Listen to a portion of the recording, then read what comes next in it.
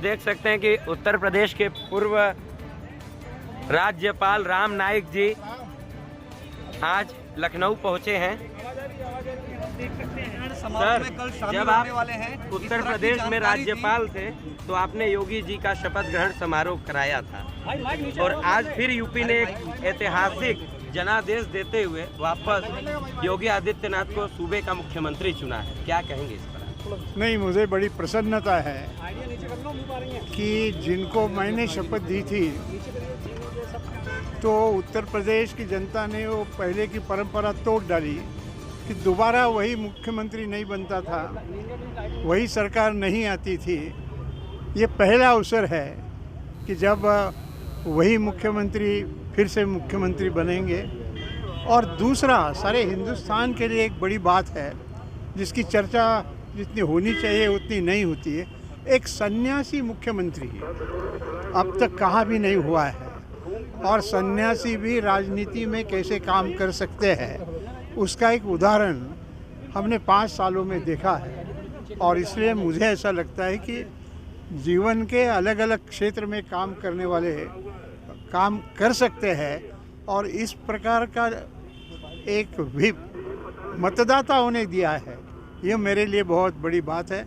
और इसमें जो भी एक हमेशा चलता था वो भी उसमें परिवर्तन आया है, ऐसा मैं मानता हूँ।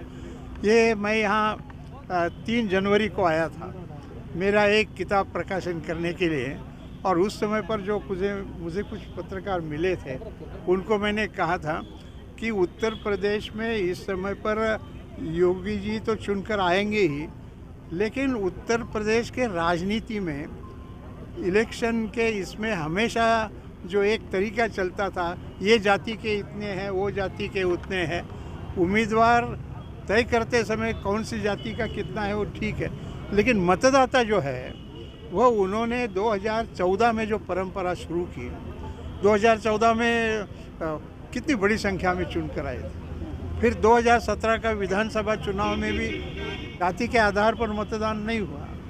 फिर 2019 के लोकसभा में भी जाति के आधार पर चुनाव नहीं हुआ। इतना ही नहीं तो जो जिला पंचायत का जो चुनाव हुआ उसमें भी 75 में से 68 अध्यक्ष, पंचायत अध्यक्ष भारतीय जनता पार्टी के बने। ये जो परिवर्तन है वो मुझे लगता है कि कुछ राजकीय चर्चा करने वाले, लिखने के वाले लोगों के उतना जितना आना चाहिए ख्याल में वो नहीं आया। मुझे ऐसा लगता है कि क्या आपको लगता है कि योगी आदित्यनाथ की छवि अब प्रधानमंत्री पद की हो गई है, राष्ट्रीय स्तर की हो गई है, अगले प्रधानमंत्री के तौर पर उनका चेहरा देखा जा रहा है? उनको काम तो करना दो, कल शपथ लेना दो, काम करेंगे। देखिए, भारतीय जनता पार्टी के पास कई प्रकार के नेता हैं और उचित ऐसे बातों के निर्णय उचित समय पर किए जाते हैं, लेकिन आज जो आनंद है वो कल जो शपथ विधि होने वाला है वो आनंद है। और 2019 में चुनाव आएगा, चर्चा होगी, लेकिन अब जो है कैसा होता है। मुख्यमंत्री के लिए क्या कहना चाहेंगे? योगी जी के लिए आपने खुद एक बात स्वीकार करी कि प्रदेश में बहुत चीजें बदली है, जातियों का जो एक समावेश था उसको कहीं ना कहीं इस बार टूटता हुआ आप बात कर रहे हैं, तो क्या एक उनको वो कहना चाहेंगे? चूंकि आप हमेशा साफ बोलते थे, तब भी आते थे। नहीं, देखिए, मैं भी उस समय पर था, तब हमेशा कहता था कि उत्तर प्रदेश आगे जा सकता है और उत्तर प्रदेश आगे जाने के लिए जो 2 बातें हैं महत्व की, एक लॉ एंड ऑर्डर पर मैं हमेशा, आप लोग भी मुझे पूछते थे और मैं भी बताता था कि लॉ एंड ऑर्डर होना चाहिए, बिजली होनी चाहिए 24 घंटे, तब वही आएगा। और ये बात को लेकर जो समिट हुई थी इन्वेस्टमेंट की, वो मुझे लगता है कि चेंजिंग पॉइंट उत्तर प्रदेश के विकास का था और इसी प्रकार से आगे काम चलेगा। अब 2 इंजन की बात भी चल रही थी कि प्रधानमंत्री भी मोदी जी की एक इंजन है, इनकी दूसरी है।